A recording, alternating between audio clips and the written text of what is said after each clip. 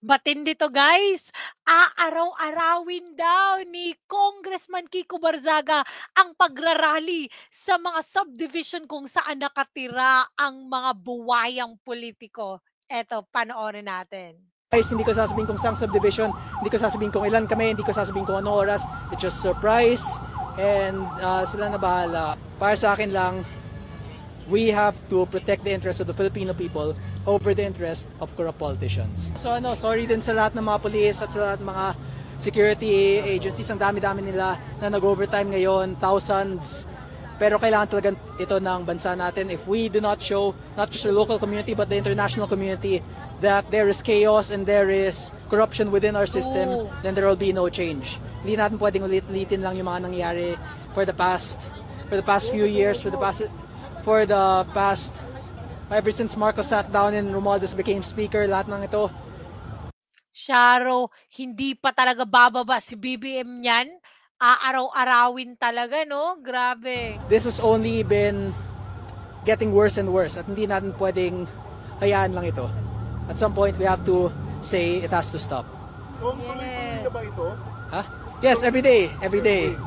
Pero yung bukas, yung next day, surprise, hindi ko sasabihin kung saan subdivision, hindi ko sasabihin kung ilan kami, hindi ko sasabihin kung anong oras.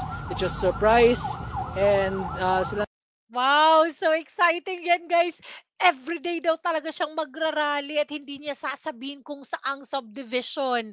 Wow, sobrang okay 'to para wala talagang mga pulis 'no, na kasi yung mga pulis ano din 'to, eh, panggulo din 'to, eh. Sila talaga yung anong alam mo yung magkabarilan, magkagano'n kasi wala namang ginagawang mga masama 'tong rally ni Kiko Barzaga. Ayaw niyang merong masaktan talaga tapos yung mga pulis lang talaga yung alam mo yung si John Vic Remulla, gusto niyang maging armado daw yung mga pulis talaga sa panahon ng mga ganitong mga rally.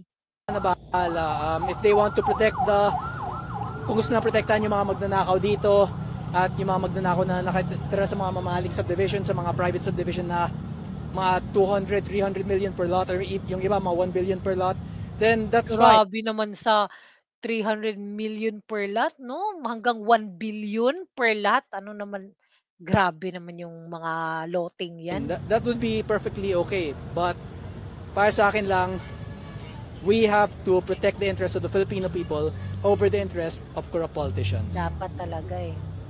Dapat yun And talaga yung that's why gagawin, eh. we're targeting the private homes of the corrupt instead of the public offices where they steal the money from. Kasi doon ninakaw lang na yung pera doon, pero dito nila dinadala.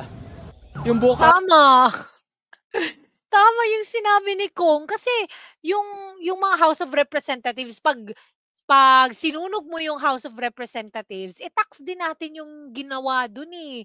Ano na naman, yung tax na naman yung gagamitin para i-ano ulit yun, alam mo yung gawin ulit yung House of Representatives na building or yung Malacanang. So, hindi dapat yun yung sulubin, dapat talaga yung mga private properties, yung mga bahay talaga ng mga kurakot.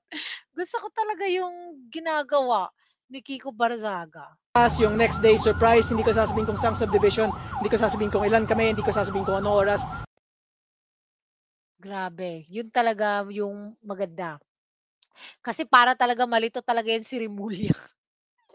So guys, ano masasabi niyo? Don't forget to like, mag-comment na rin kung ano masasabi niyo sa tapang ni Congressman Kiko Barzaga. Have a great day everyone. God bless.